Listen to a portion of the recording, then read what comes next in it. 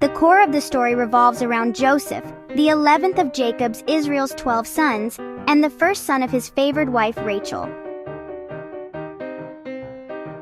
Joseph was his father Jacob's favorite, a fact Jacob openly displayed by gifting him a magnificent ornate coat, often called the coat of many colors. Joseph's older brothers deeply resented him for their father's blatant favoritism. The brothers' hatred intensified when Joseph recounted two of his dreams, both of which implied that he would one day rule over them and that his family would bow down to him. When Jacob sent Joseph to check on his brothers as they tended the flocks, they saw their chance.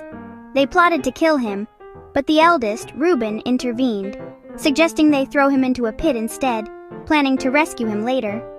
While Reuben was away, the others decided to sell Joseph as a slave to a passing caravan of Midianite Ishmaelite traders who took him to Egypt.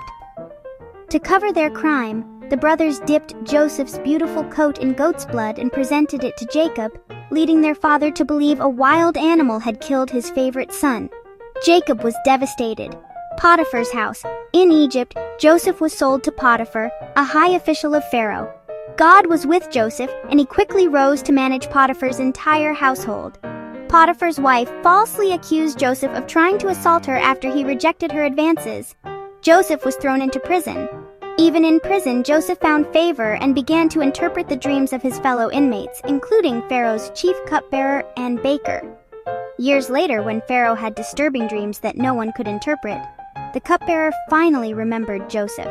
Second in command, Joseph was brought before Pharaoh and successfully interpreted the dreams to mean there would be 7 years of abundant harvest, followed by 7 years of severe famine. Impressed by his wisdom, Pharaoh appointed Joseph as the second most powerful man in all of Egypt, the vizier, to prepare for the famine. As the famine spread, people from surrounding lands, including Joseph's family in Canaan, came to Egypt to buy grain. The brothers Bo, Joseph's 10 older brothers, arrived in Egypt and, not recognizing the powerful Egyptian official, bowed down before him, fulfilling the dreams he'd had years before. Testing his brothers.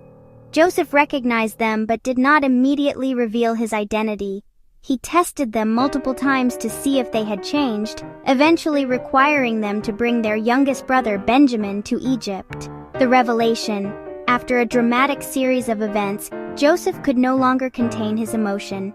He revealed himself to his brothers, sobbing and assuring them that he held no grudge.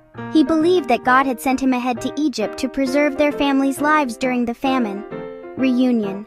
Joseph arranged for his entire family, including his now elderly father Jacob, to move to Egypt, where they were given the fertile land of Goshen and were saved from the famine.